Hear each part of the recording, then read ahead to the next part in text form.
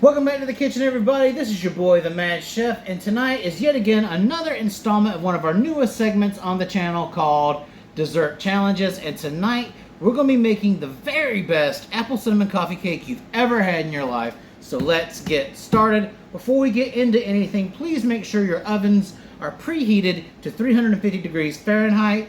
And the first thing we're going to get started on at the moment is our cinnamon streusel topping.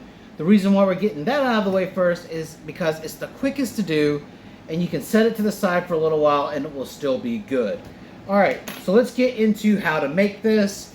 And in this bowl is 1 1/3 of a cup of all-purpose flour, and to that we're going to be adding 1 cup and 2 tablespoons of dark brown sugar. Light will work, but dark is usually all I ever have. And then to that we're going to add a 1/2 teaspoon of kosher salt. Guys, if you're using table salt, cut that measurement in half. And then we're going to be going in with 3 tablespoons of granulated sugar and 4 1/2 teaspoons of ground cinnamon. Alright, we're just going to leave that as it is for right now. And this is 1 1/2 sticks of unsalted butter that I've melted on the stove. Please, guys, make sure that this comes to cool completely. This can't be hot to the touch at all, or even extremely warm, because if this goes in hot, it's going to make your streusel oily and greasy and it won't come together. You also cannot add the butter in cold or even softened, because then it's just not going to form and you will have a paste. So we're going to go ahead and add in our 1 1/2 sticks of melted unsalted butter. And all we're going to do is take a fork and give it a few good turns. We don't want to overwork this. The reason for that being is the more we put into this as far as working it, it will turn into something of a paste. And if it's a paste, then it cannot be streusel. So what we're going to do is make sure all of those flour bits get hydrated. And we're looking for somewhat of a sandy sort of consistency. And once we start to reach that brittly type phase where we can crumble it with our fingers, that's when you know it's done. So basically I'm just trying to work all this flour from off the bottom of the bowl here into the rest of our mix. And I'll see you when it's done.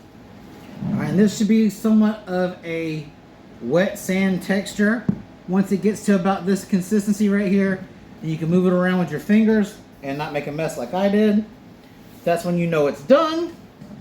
So we're going to set this to the side and start to working on our cake.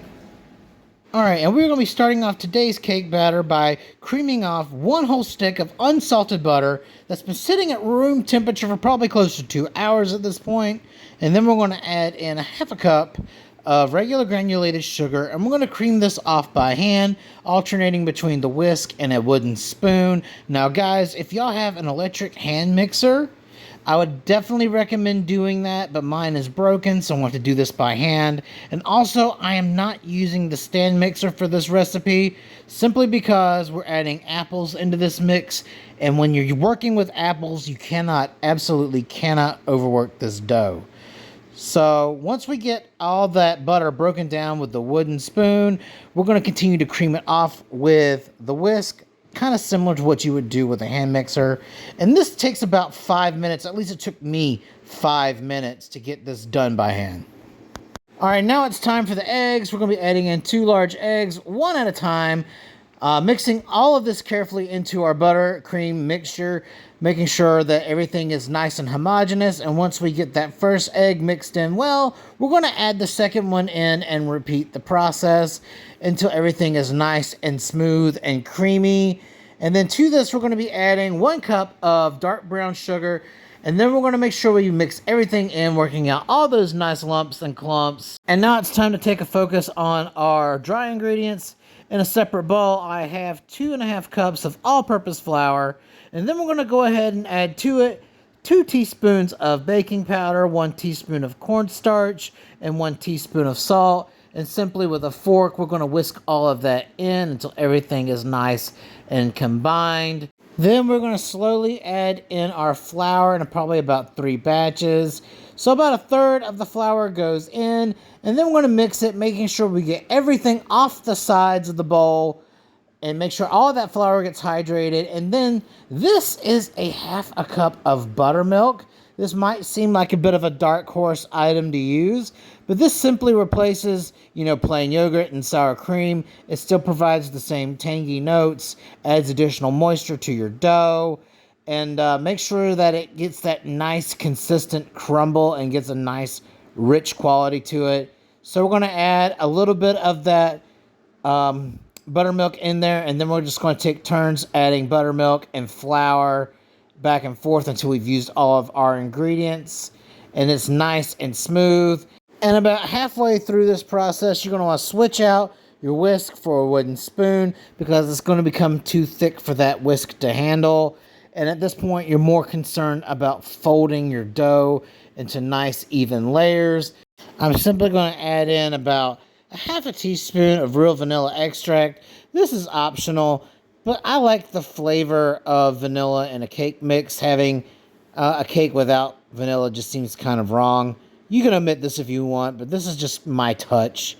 And then we're going to make sure that's all nice and mixed in. And what I have in this bowl are 2 Honeycrisp apples. I chopped them off the core the same way that you've seen me do it on the apple fritter video. And guys, if you haven't seen my video on apple fritters, what are you guys waiting for? I have a card floating around and a link in the description.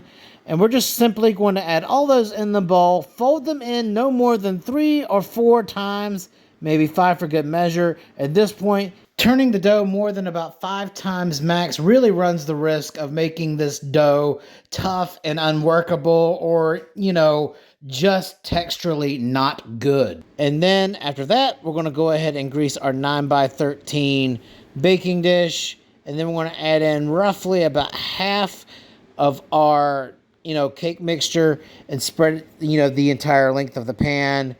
And then we're going to top that layer off with about half of our streusel, making sure we cover everything. Another layer of the cake. And then, of course, our final layer of strudel on top. Then we're going to pop this bad boy in the oven on 350 for about 40 minutes. I want to set my timer for 50 and then check it at 40, just in case things aren't done exactly the way I planned it to. Please, guys, do not undercook your cake. Always set your timer about, 10 minutes more than what you need. And at this point, I'm going to go ahead and clean my kitchen because it looks like an active crack den. And I will see you guys at the reveal. Hey, you. Yeah, you. The one watching this video, did you know that over 72% of all my viewers are not subscribed? Guys, you were obviously drawn here for a reason, and it doesn't make sense not to subscribe. Come on, all you gotta do is click subscribe, like this video, and share it with your friends. You have nothing to lose, and I have a lot of playlists featuring some of my favorite recipes, as well as some fan-requested favorites. I mean, come on, why wouldn't you want to do this? Unless you just don't like me, and that's fine. I'll just cry and put myself in the corner. Subscribe! All right, it has been 40 minutes since we put our beautiful cake in the oven, and it looks fantastic. It has passed the clean fork test. There's no raw dough anywhere in the center of this. So while this is cooling down, and it needs to cool down at least 15 to 20 minutes before we can ice it, we're going to go ahead and put together a very delicious vanilla frosting. Now, guys, this is totally optional, but I'm all for flavor, and this is going to add an incredible flavor. So in this cup, I have 1/3 of a cup of powdered sugar, and we're going to add to it, and slowly, in batches, 3 tablespoons of milk, stirring in between until we get the right consistency. And once we've used up the rest of our milk in between stirs, we're going to add in 1 teaspoon of vanilla extract. And after we get that all nice and combined, we're going to put it to the side and wait about 15 minutes. Then we're going to proceed with icing the cake. All right, and this part is pretty self-explanatory. We're just going to take our nice icing and drizzle it in pretty much any sort of pattern that you want across the top of your cake. Make sure we mix this up if things start to separate a little bit.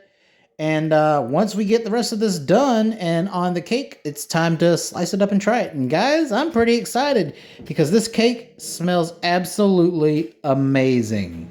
All right, guys, this is the moment we've all been waiting for. It's time to take a nice giant slice of this and see if it tastes half as good as it smells.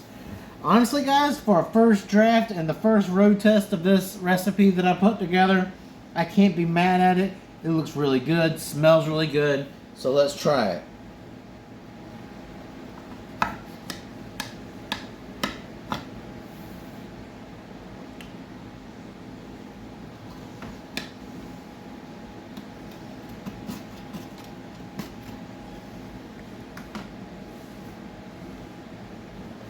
If this doesn't fall apart on me, I'll be surprised.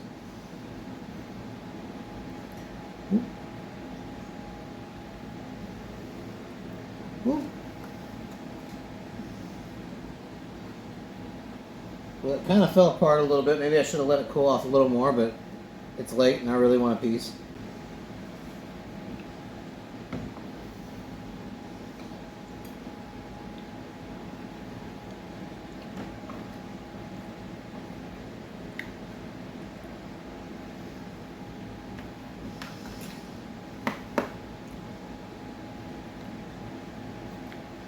Guys, it ought to be illegal to have something this good in the house.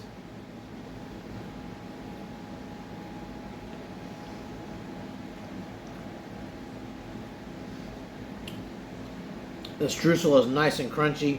The middle layer of the streusel adds an incredible texture.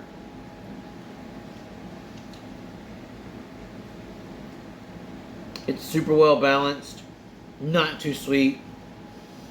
The apples just melt in your mouth, and guys, again, you don't have to peel these apples before you use them.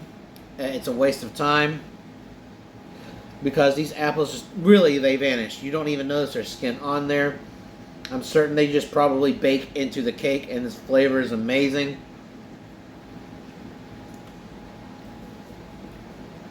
$15 out of 10. You guys got to try it. I've been, the Mad Chef. You've been great. I'm about to go into a diabetic coma, and I'll see you later.